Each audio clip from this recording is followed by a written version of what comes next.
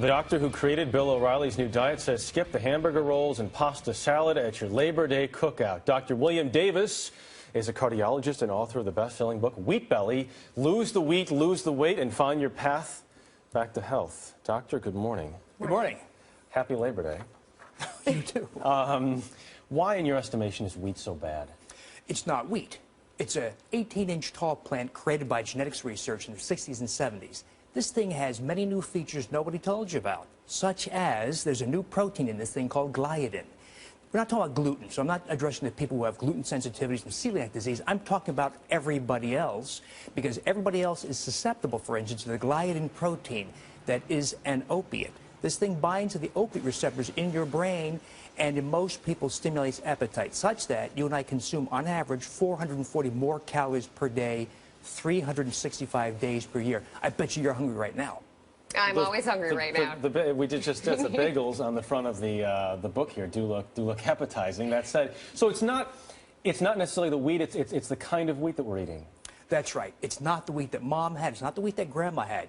It's a very different genetically changed plant. By the way, this all predates the techniques of genetic modification. So these techniques were crude, imprecise, unpredictable, far worse than modern genetic modification. So the stuff we're sold to us, no questions asked, is the product of research that occurred before the techniques of gene splicing. So this thing's very different, has many new, unique properties on humans. But the appetite stimulation effect is probably the most standout effect of all. But there are others. Would it be possible to turn back the clock and go back to the old wheat? I mean, is that scientifically possible at this point in time? It's very possible. It's economically unfeasible, probably, because this thing yields about tenfold more per acre. And so we'd have to ask farmers to take a loss in effect. We'd have to ask agribusiness to revert back to old seeds.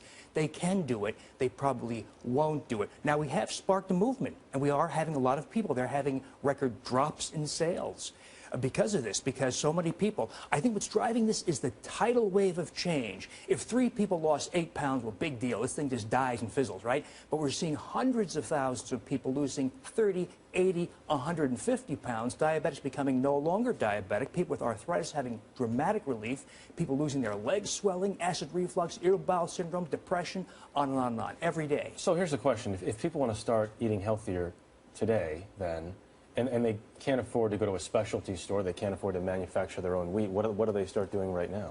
Eat real single-ingredient foods. Eat avocados, olives, olive oil, meats, olives, vegetables. In other words, real food. The stuff that is least likely to have been changed by agribusiness. Certainly not grains. So when I say grains, of course, over 90% of all grains we eat are going to be wheat. It's not barley. It's not millet. It's not flax. It's going to be wheat. So it's really a wheat issue. Wheat has been the recipient of this extensive set of changes. And yet there are a lot of farmers who deal in these grains who would argue otherwise. The Mayo Clinic argues otherwise. They say you need a well-balanced diet, and that includes wheat.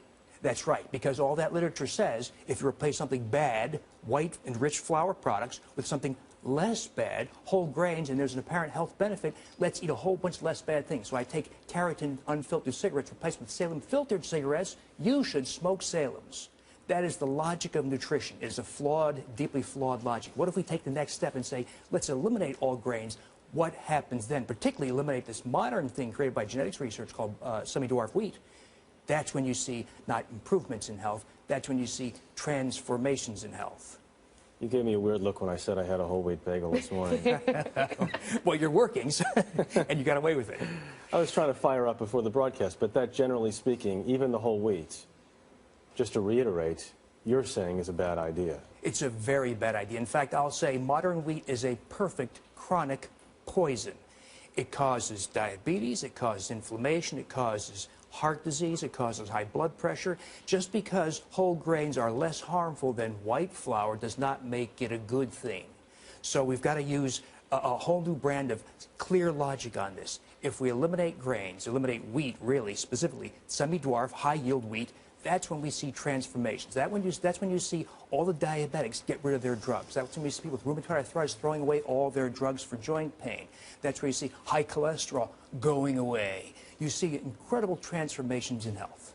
Food for thought? A lot of food for thought. Please avoid the breakfast tray in the green room, if you would, Doctor. Thank you very much.